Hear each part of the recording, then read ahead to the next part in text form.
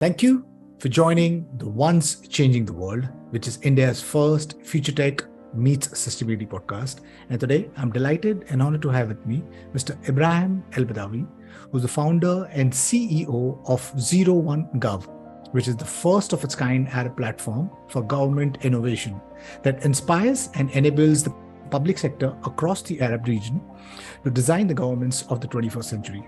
So, Ibrahim, really appreciate you taking time being part of the podcast. Why don't we start with a small intro and a brief background? Thank you, Eddie, for your thoughtful invitation to be with you here in this beautiful podcast. So as you said, my name is Ibrahim El-Badawi. I'm the founder and CEO of 01Gov. And I think my story with innovation and technology in the public sector, I can trace it back to my childhood indeed. So I was born in Sudan, but in my early age, I moved with my parents to Saudi Arabia, where I grew up in Saudi Arabia. And funny thing, the name of the school, the elementary school in Saudi was Future. And then at the age of 11, I guess, I started to learn how to code. So I spent the next few years of my childhood coding thousands of lines. And that got me really into the world of zeros and ones. I started to see the world even as a kid, as a codable word. I think that experience in my childhood, coding got me into, that was the foundation, the seed, let's say, that inspired what I'm doing at the moment, working with governments or for governments to enable innovation and digital transformation. Lovely. How cool is this journey from Sudan to UAE? And what coincidence that the school that you went into was called Future. Today, I think the entire world is understanding the importance of technologies and digital transformation. And it's being leveraged across, from education to healthcare to enterprise and even governments, and governments are understanding that if you leverage these technologies, you can build a great preferred future for the nation and its people. Now, you are the founder of 01Gov. Would you like to talk a little bit about what is 01Gov and maybe its vision? Sure. So 01Gov is a GovTech startup that was started in Dubai in 2013. At the moment, I have two other partners, Muhammad El-Badawi and Dr. Saeed Dhahiri. So we started, and this is also our current vision, with the aim of inspiring and enabling leaders and public sector executives to design government of the future. I started to think of working with the government or helping government design policies for the future as my way of contributing to make this world a better place, to helping people. Because if we can work with the government to fix, or to say it more nicely, to help them improve a single business process or a single service, potentially we can end up improving the lives of thousands or even millions of people. So this is the theory or the philosophy behind 01Gov.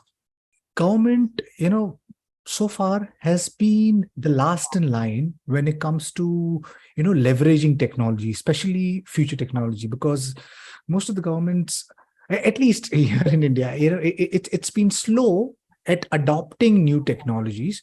But I think the game changer was COVID. COVID happened. And then I think everyone from enterprises to, all different verticals understood the importance of leveraging technology. How are you helping governments leverage technologies to build a preferred future? The way we prefer to work with governments is to help them realize where they stand today. With the rise of technology, emerging technologies, and also the challenges we live in getting more and more sophisticated. We're talking about wars, climate change, refugees, and etc.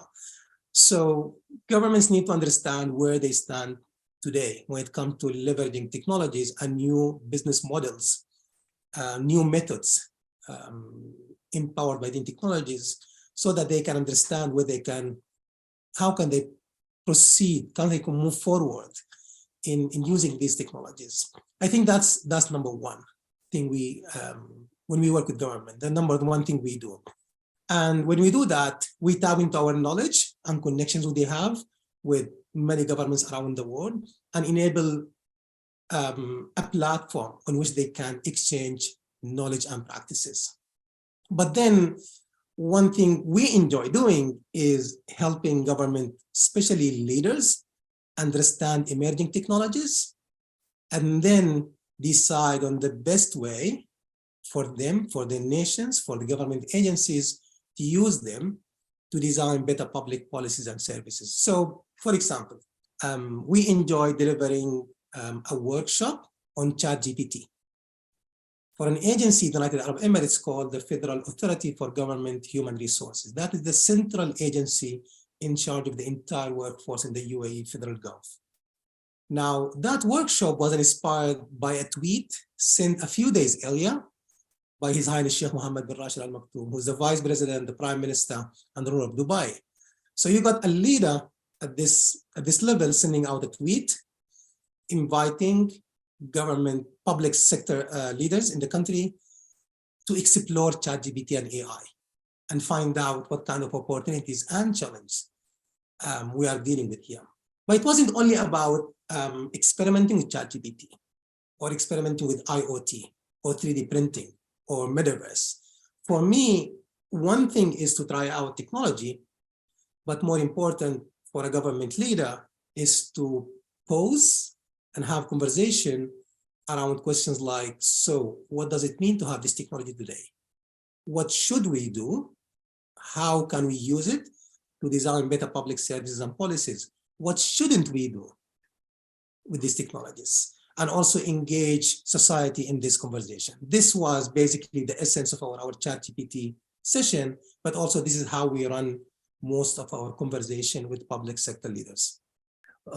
Generative AI and ChatGPT, I think it's completely going to upend education, possibly content creation, the entire text-to-speech, text-to-video, text-to-3D, text-to-search stack is completely going to upend how we engage, create content, ask questions, debate, so search. So I think we're in a very exciting space, and I'm glad that you as an agency, a startup, are leveraging these technologies and sharing it with the governments and public-facing companies and making them understand how they can leverage it to build something which is consequential.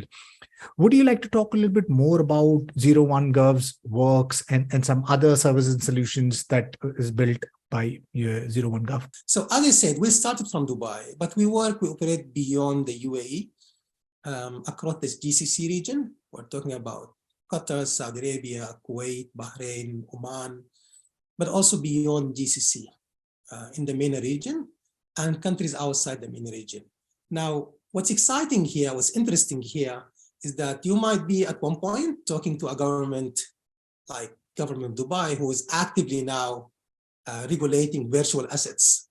But also you might need to talk to a government from another country, say Sudan, my birth country, which are still struggling with basic infrastructure, like securing clean water for the citizens, right? So it's a very different game here.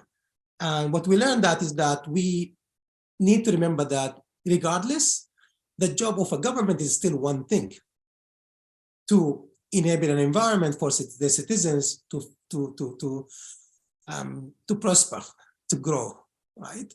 So we remind ourselves always that this is our mission. It's not about the technology. It's about helping that public sector organization do their job. So let me give you a couple of examples here on this thing. I remember in the early days of COVID, when lockdown happened and governments, suddenly moved to work from home. We reached out to one of our clients at the time in the UAE. We used to work with them before COVID. And before COVID, we used to run a product, we call it Innovation Studio. Basically, this is an innovation lab. We designed it around emerging technologies. So we reached out to them and say, hey, how are you keeping up with the COVID and lockdown?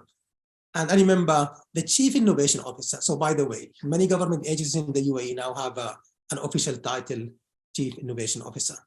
So I remember Miss Hal Al-Marri, chief innovation officer, at the time she said, well, we're doing our best, but I still need to keep doing my job to innovate from home, not only work from home. So that was a challenge at the time. So we quickly co-designed with them a virtual innovation lab. So the challenge was how to keep doing innovation activities while working from home, and how can you, as a chief innovation officer, co-work with your team members, everyone working from home, right? Different cities. So we ended up designing the first virtual innovation lab in the Middle East. That was April 2020. And we ended up documenting it in a use case. It was a very interesting experiment. Now, this is virtual innovation labs. This is Dubai government, right? But around just 1 year area in 2019, I was commissioned by the United Nations West Asia office in ESQA. And they reached out to me asking my help, Zero One Gov help in designing a framework, a manual for MENA governments to approach the whole idea of data-enabled government. As I said, situation can be very different. You are comparing UAE, Dubai, Kuwait, Saudi, Bahrain, to Morocco, Tunisia, Sudan, you've got Jordan there, and so on. So that was a very interesting exercise in which we needed to keep that in mind. We're talking about MENA region, not a single country. So again, these are just two snapshots of work we do in working with governments across MENA region. Can you talk a little bit more about the data-enabled government? Because data is the new oil, and going forward, I think data is going to be which is going to reap you the most benefits. What should governments do to become a data-enabled government? Big question, Eddie. I have been working in this space for like 12 years now, and I can tell you that my immediate answer would be people. So we need to remember that data is not about technology to start with. I know technology is at the center of it, but it comes down to people and how people behave around data, how people feel when it comes to data. So when you think of data and people, I can see different situations when I compare people in place like Sydney or London to people in place like Dubai. It might be the same case you talk about Delhi, let's say. So that's critical here. To enable data sharing across the government, to enable data being shared publicly and openly as open data, so that stakeholders from outside the public sector, startups, researchers, big companies tap into it and co-create solutions with the government. That requires a shift in the mindset of people, both inside the government, public servants, and outside the government, as in the public. And I remember these words, culture, these were the words I heard from His Highness, the Crown Prince of Emirate of Adman, Sheikh Ammar. In 2018-19, we ran a program with the government, local government of Ajman, around the topic of open data. And in one of the sessions, he said these words, that how can we tackle the culture of public servants in the Emirate of Ajman? So I think that's my number one factor, my number one advice, to focus on people. Right. I think that is the correct approach, because people should be the center of everything and not technology. Almost all the companies understand that data is the new oil, and it's where your businesses can become $1 billion business if you leverage that. So I don't see any company sharing data. All of them are completely siloed, and so are the governments. I mean, so I don't really know how do we transition over there, because I think it's a mindset change, and unless and until we don't do that, because I guess we are one global nation, but we have these boundaries that divide us, and the economic underlayer. Eventually, if we can kind of understand that we are one global nation, and we leverage off each other, and we leverage off the people, I think there is so much that we can do, like the earthquakes in Turkey. I think the people can come together and support rather than the nations, because otherwise it's one overpowering nation trying to help the other nation because of some underlying unknown, possibly need. So I think we need to possibly, maybe I just went a little broad, but I think the data sharing, I don't really know how do we kind of get to that. But if we get into that sharing economy, I think the world will be a much better place. Now, you mentioned about COVID, and COVID has been something which caught us completely unprepared. It caught the nations unprepared. It caught the institutes unprepared. It caught the enterprises unprepared. Now, like COVID, I think technology is that one stack which is growing at continuous accelerated pace, with generative AI, artificial intelligence, metaverse, and Web3, and so genetic editing, robotics. All of these technologies, I think, can completely upend the world for the better, but it can also completely disrupt us.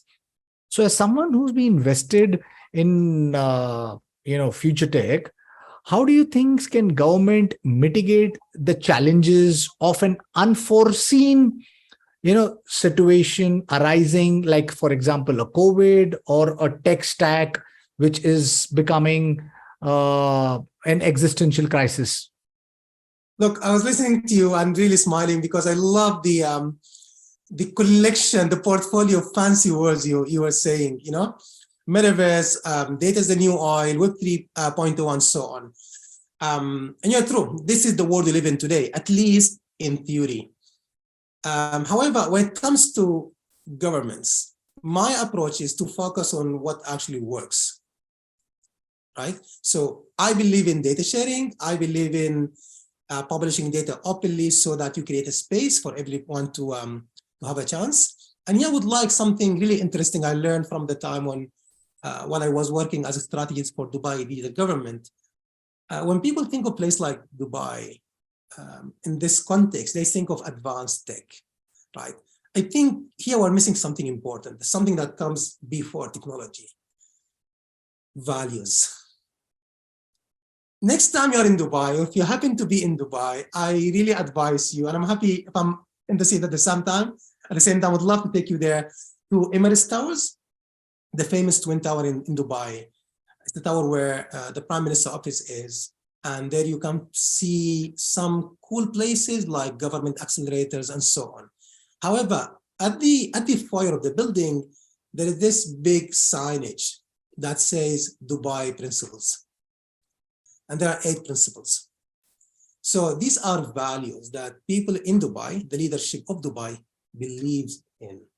And as an employee for Dubai government, ex-employee, I live these principles.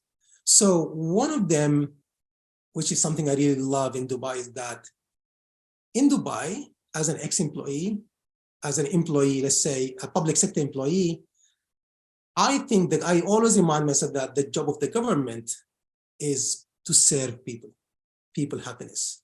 Now, in the process, technology is a tool, is an enabler that we can use it there, right? In Dubai government, there is no reason to think that government should be behind private sector when it comes to innovation. It just doesn't make sense. Like, there is no reason to think of that. Actually, now, while working through 01gov as a startup, I believe that government shouldn't only lead in this domain because it's cool. No, because this is our job as government. A private sector company can afford not to offer you their products if you cannot afford it, right? But as government, it's my job to make sure that these public services are accessible to everyone, including those who cannot afford it, actually, especially those who can't afford it. And to do that, I need to innovate. I need to find smart ways to make electricity, clean water, education, healthcare accessible by everyone, and I mean everyone who lives in that city or that country. So for Right. me, we need to remember these values before investing in technology. And that's why it's a funny thing. I had a conversation the other day with a friend from, let's say, a developing country. And he was asking about, you know what, how AI and blockchain can help us in that country tackle challenges around basics, again, life basics. My answer was, you don't need AI. I told him, you are talking about basics, clean water, access to electricity, and other life basics. As I know, these basics were available in other countries before World War I. So maybe the problem isn't in the technology. Maybe we need to rethink from a society point of view about the role of the government and the values we embrace in that particular place before thinking or blaming technology or the absence of technology, especially emerging technologies. Yeah. Perfect. I think that's a profound answer. I think it always starts with the values that you set. And I think tech should always be in the background. It was never supposed to be at the front. But today, I think because of the investor interest in a certain technology and the hype cycle, I think as a startup or as a company, we always keep the tech in the forefront and forget about the people. Yeah. So I think, yeah, like you rightfully said, it's got to be the people in the front and the values that you create. And once the values that you have, that will set the conversations about, what you build. There are a lot of developing countries, and besides us, India is also a developing country, which has lots of challenges, and yet there are a lot of opportunities. Would you have some kind of advice or suggestions? Well, I'm definitely not in a place at all to, comment on a great nation like India. But that's for the question. I might share some thoughts, let's say, as an outsider. I mean, when I think of India in this context, and correct me if I'm wrong, as I remember, India recently, the Indian economy has become the 5th largest economy in the world, right? And within that economy, the industry of ICT contributes to around 7%. That's massive. Also, when you think of population, it's expected that India will overtake China as the world's most populous country in the world. And nearly half the population in India are connected to the internet. Now, all the time you come across Indians who are in leading positions in tech and non-tech firms around the world. I particularly enjoyed watching your episode with the Director of Technology in the Museum of Future in Dubai, right? Sundar Raman, I think so. Right. Yeah.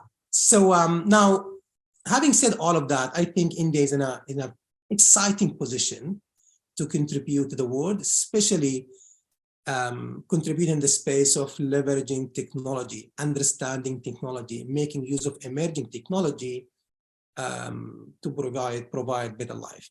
I'm talking here about sustainable development goals and so on. And in 01Gov, we have been, by the way, observing the situation in India from that angle and actually documented some particular use cases and sharing them with our audience in the public sector across the Arab region. And I'm happy to show your audience some of these, if you don't mind. So I'm loading now 01Gov platform. So one way we work with governments is that we offer them a platform. This platform is accessible by thousands of public servants across MENA region, and also people from outside the public sector who work with the government or are just interested in the idea of improving public sector. In that particular platform, we have a digital observatory in which we document cases of innovation from around the world in domains that we think that matter to governments in MENA region. So we capture cases, as I said, from Australia, Denmark, Rwanda, United States, United Kingdom, and India. So I'm going to show you now just sample of what we got here, including cases from India. And I will link it back to our conversation, my answer to your question. So this is the digital platform. It's all in Arabic. So I'm going to just offer you a tour here. But basically, we have thousands of use cases documented in a variety of domains, talking about AI and ChatGPT, data, future cities, citizen engagements, and so on. And they come from different countries around the world. Now, here's just a snippet of cases we got from India over years. Probably you can see the flag. Yes. So basically, my team and the technology we got here, we always keep an eye on innovations in the public sector and society in India that we think can be inspiring, can be a source of education for other governments in MENA region.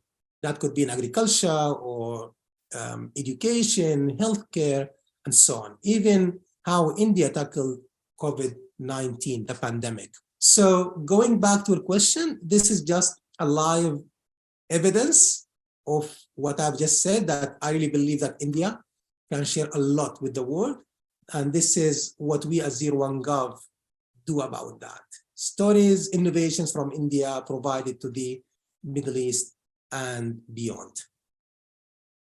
So because we already have this space in which we share inspiring innovations from India to the world, I would love to extend this invitation that 01Gov can work with you or through you with public sector and non-government organizations to create this corridor between India and public sector in the GCC and MENA region, in which we can exchange innovations and ideas for better public sector and innovation in the public sector. Lovely, beautiful. How nice is that? And I think collaboration is the only way to accelerate innovation. So for those people who would want to, reach out to you, where best can they reach out to you? I mean, 01gov.com, that's one way to go, but also I'm available all over social media, mainly LinkedIn. I'm active there. So you can share my credentials and we can connect there. Lovely. What comes next for 01Gov? What comes next for you? Would you be able to, maybe share a few anecdotes on what a government or nation needs to do to be future ready? Yeah. So as I said, I showed you now 01Gov platform, which is the digital space. So this platform, we offer it on subscription basis to government agencies. So increasingly, we have seen public sector agencies embrace it and offer it to their employees. However, in some interesting cases, we have seen entire governments decide to have 01Gov as an essential tool for innovation and digital transformation. So for example, in the UAE, the federal government has signed a partnership with 01Gov, through which the entire workforce, so the public sector, the federal government, I'm talking about 80,000 employees, now can use 01Gov in their day-to-day work. Similarly, the government of Oman, through the Ministry of Transport and ICT, they decided to offer 01Gov to the teams of innovation and digital transformation across their public sector agencies. So for us, we feel rewarded that the way we offer 01Gov platform now has been acknowledged by governments and validated, if I'm using the startups terminologies here, that it's a solution that actually works and helps them. And for us, it's beyond the technology itself, but we think now when we see more government agencies, more employees, more leaders from across countries tap into 01Gov on a daily basis, what happens here is that we're creating horizontal channels, right? Through which ideas and conversation can flow across borders, right? Across boundaries here. For me, that's really rewarding. That's a moment for us, a moment of pride. And it's an opportunity to say again, thank you to all of those who believed in us. We are in a mode now, we are in a situation now, in a position to start reaching out to countries outside MENA region. We already have some contacts, we have some experiments with governments outside the region, but I think we would love to do it in a more structured way. So that's again an open invitation, real lovely podcast for anyone who is interested in working with us, collaborating with us in any capacity to reach out to us and we can have a conversation. Look, I love to think of governments as leaders. Like public servants need to lead, leaders need to lead. This is their job, right? And when it comes to, again, technology, emerging technology, they shouldn't feel intimidated by it.